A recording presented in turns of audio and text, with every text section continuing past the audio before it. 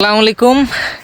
এই ভিডিওগ্রাফির কোয়ালিটির জন্য আমি অনেক দিন ধরে একটা মোবাইল খুঁজতেছিলাম। পরে আমার ছোট ভাই একটা মোবাইল আমাকে সাজেস্ট করলো, অথবা এই মোবাইল যে মোবাইল দিয়ে এখন ভিডিও শ্যুট হচ্ছে, এই মোবাইলটা আমার এই ছোটো ভাই, এই Samsung S20 plus. S25 plus. আমি অনেক দিন ধরে একটা কোয়ালিটি ফুল মোবাইল ক্যামেরা খুঁজতেছিলাম, যার কারণে আমার এই ছোটো ভাই সাজেস্ট করলো যে স্যামসাংয়ের মোবাইল কেনার জন্য। আমি পরে ভাবলাম যে না, স্যামসাংয়ের ফোন একটা বেশি হাইপ চলতেছে, ওই ফোনটা না নিয়ে অন্য একটা ফোন নেই। আমার এই ছোটো ভাই কিনলো স্যামসাং S25 প্লাস। তো ওই ফোনটা যখন নিয়ে আসলো আমার পাশে, আমি একটা ফোন দেখতেছিলাম Oppo Reno 14 Pro।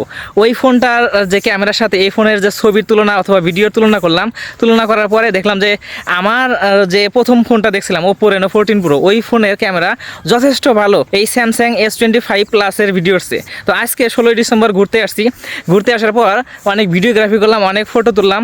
তো দেখলাম যে না, আজকে মনে হচ্ছে যে আমার ছোটো ভাই যে কথাটা বলছিল যে S25 প্লাস অথবা এই সিরিজের ফোনগুলো যে আছে, আসলে ভিডিওগ্রাফির জন্য অনেক ভালো। এটা এতদিন আমার ছোটো ভাইও জানতো না, আমিও জানতাম না। তবে আজকে ভিডিওগ্রাফির পরে মনে হলো যে না, আসলে ঠিক যে স্যামসাং S25 প্লাস ফোনটা কেনার পরে এখন টাকা যেটা মনে করতেছিলাম এতদিন পর্যন্ত, যেটা বৃথা গেছে, আজকে এই ভিডিও ফটো সব কিছু দেখার পর মনে হচ্ছে না, এটা আসলে টাকাগুলো বৃথা যায়নি।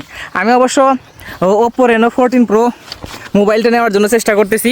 তবে এই আমার ছোটো ভাইয়ের কাছে স্যামসাং S25 প্লাসটা রয়েছে। এছাড়াও আমাদের প্ল্যান রয়েছে সামনে ক্যামেরা দিয়ে আপনাদের ভিডিও দেওয়ার জন্য, যাতে করে আপনাদেরকে কোয়ালিটিফুল এডুকেশনাল ভিডিও দিতে পারি, সাথে এন্টারটেইনও হবেন, চিন্তা করেন না।